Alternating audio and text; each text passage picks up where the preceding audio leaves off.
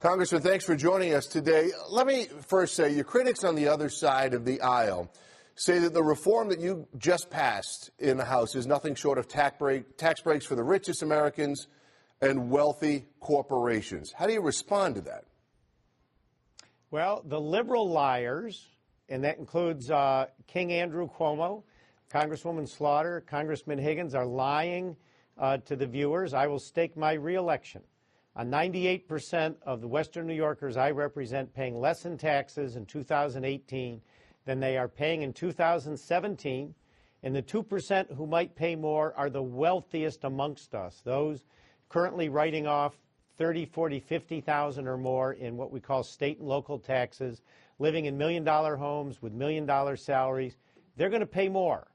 These are tax cuts for hardworking Americans, and our viewers are being lied to, outright lied to by the fake Buffalo News, Andrew Cuomo, Brian Higgins, Louise Slaughter, and I challenge them to stake their reelections as I have on the truth, because the truth will come out when people and the viewers get $100 to $150 more in their paychecks, probably starting in February, because they've got to get the new tax tables out. The IRS paychecks, ADP, the payroll service companies don't get it done overnight. But very soon, call it February, all of your viewers are going to be seeing an extra $100 to $150 in their paycheck. So, Congressman, you're saying upwards of 98% of our viewers are going to be seeing more in their paychecks come next February? Absolutely, and I stake my reelection on it and would challenge others to do likewise. Andrew Cuomo, Brian Higgins, Louise Slaughter, let me hear them stake their reelection on the lies that they've put forward that people are going to pay more, because they're not. Well, let's talk about high-tax states like New York, where you represent. They are definitely going to be feeling some of the negatives from this, especially in regards to the higher-than-average property taxes. Are you comfortable that even in your home state here of New York, that we will feel real reform and tax relief when, as you said, some folks are not going to feel this?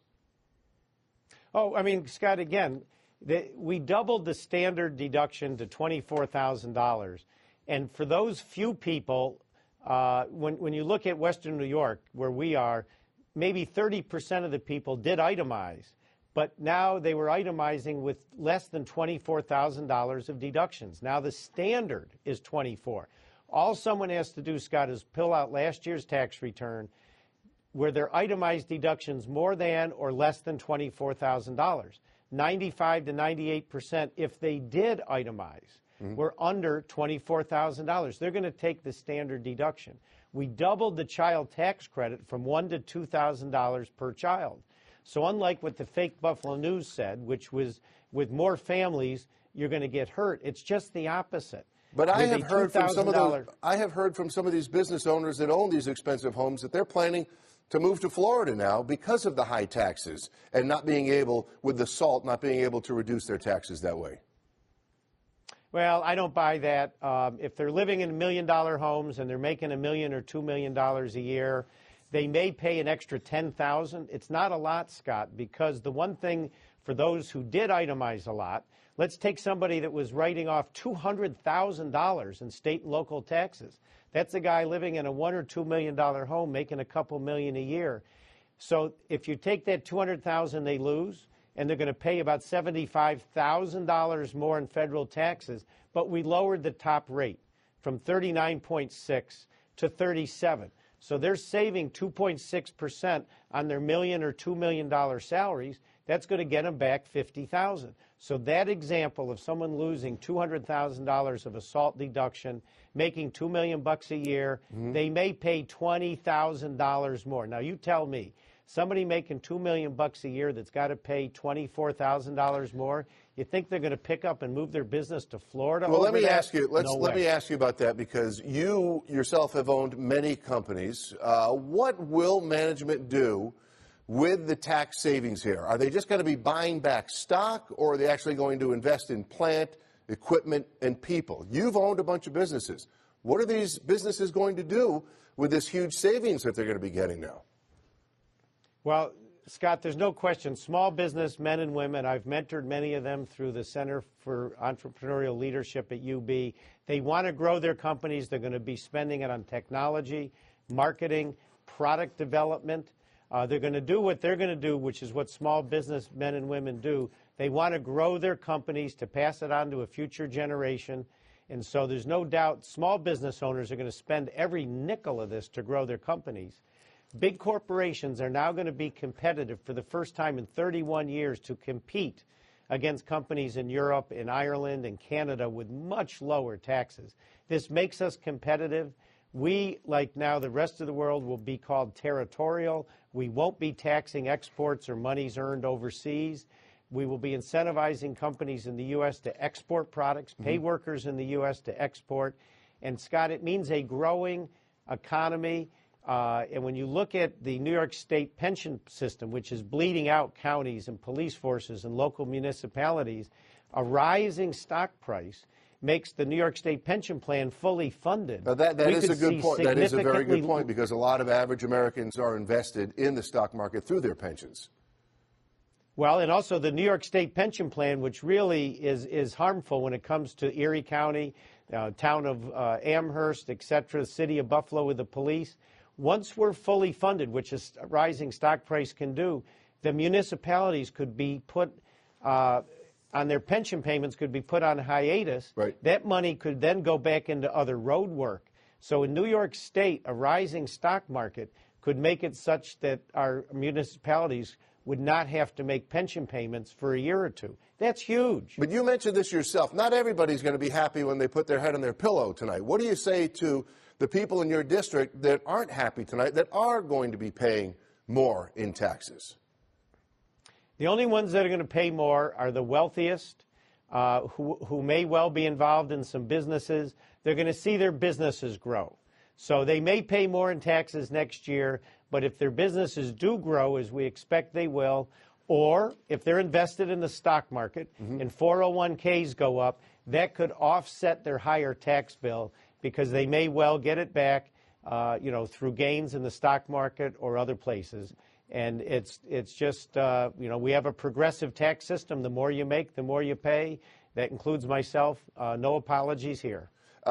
Why, Congressman, did you make the cuts for families sunset in 2025? Disappointed in that one piece, Scott. That's because of the parliamentarian rule. It's an arcane rule in the Senate. We have to get this passed in the Senate tonight. We looked at the numbers. We made the corporate rates permanent, which we needed to do because corporations are investing for the next 30 years. They need to have certainty. I am confident that when this moves forward over the next few years, we will extend this. But you are correct. Right now, they would sunset in 2025. We are confident we'll be able to continue to move that forward. That's the one thing I am disappointed in, but, we've got them locked in for the next 8 years. Congressman, let's talk about the deficit for a moment. This does appear, at least on the surface, to increase the deficit. How can you be so optimistic about such growth over the next few years?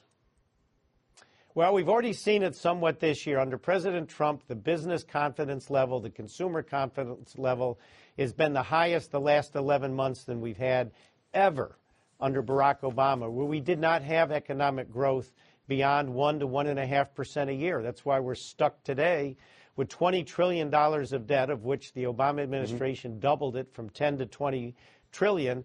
And now our Democrats, the hypocrites that they are saying, oh, my God, you may have a $1 trillion deficit over the next 10 years. Well, they ran up over that every single year of Barack Obama. Now, all of a sudden, they're getting religion on deficits.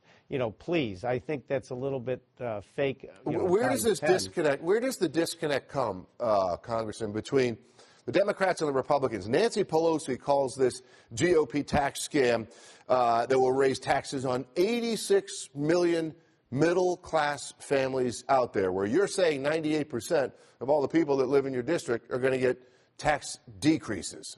Where is she getting that from? Why is there such a disconnect? She's making it up. She's lying. And as I've said, I'll stake my reelection on it. I challenge Nancy Pelosi and every Democrat running for reelection next year, including our local Democrats, to stake their reelection. Let's see who's telling the truth, because I know it's me. And let's see if they will stake their reelections on those lies that they're putting out there. This is Nancy Pelosi trying to to paint a picture to try to get back control of the House. She actually said to her conference, if the Republicans don't get tax reform done, I, Nancy Pelosi, will be Speaker of the House. Well, turn that on its head. You got to say she is freaking out because we did get it done, which means she's not going to be the next Speaker of the House. Thank God for that. Well, you're going out on a limb. You're going out on a limb on your next election. You're darn right I am. And I appreciate that. We'll hold you to that. Let me ask you a couple final questions. The critics of the plan say that 13 million more Americans will be uninsured as a result of this bill. I'm sure you're not happy with that. Well, let's say what we're talking about is we have eliminated the individual mandate that requires Americans to buy insurance in the individual marketplace, forcing Americans to buy an expensive product that doesn't work, that they don't want, and guess what? They now don't have to pay for it. I don't believe it's the government's job to tell somebody you got to buy something you don't want, you can't afford, and doesn't work for you. That's not the America that I want to live in. And that's what the individual mandate said. These are 13 million Americans that don't have a product they want to buy, can't afford, or works for them. They don't want to buy it. They shouldn't have to buy it, Scott. It goes back to, is the government going to tell us how to live our lives, or are we going to live our lives and make our own decisions? No one's being kicked off of the insurance. These are simply people who don't want the defective product called Obamacare. They're saying, thank God now I don't have to buy something that doesn't work for me. That's America. Okay, a couple last questions. I know you're busy, Congressman. There was an ad that aired here in Western New York that many considered very misleading. Did you ask for that ad to be stopped, the one that showed a Wisconsin couple asking people to thank you for this?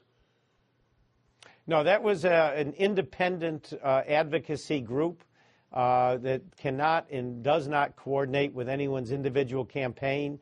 That's on both sides of the aisle, so that was something that we did not know was happening. We're not in a position to have any input on it whatsoever. But their point was, this is good for America. Thank you, Congressman Collins, for making something that works for America. I guess they used a generic couple to run the ads, but the message is accurate. We're saving money for 98% of Western New Yorkers. Merry Christmas. Congressman, we appreciate your time. Thank you very much, and we'll see you back Always here good to be with you, in Scott. Western New York. Alrighty. Have a safe trip home. Merry Christmas. Yes, thank you. Thanks for your time.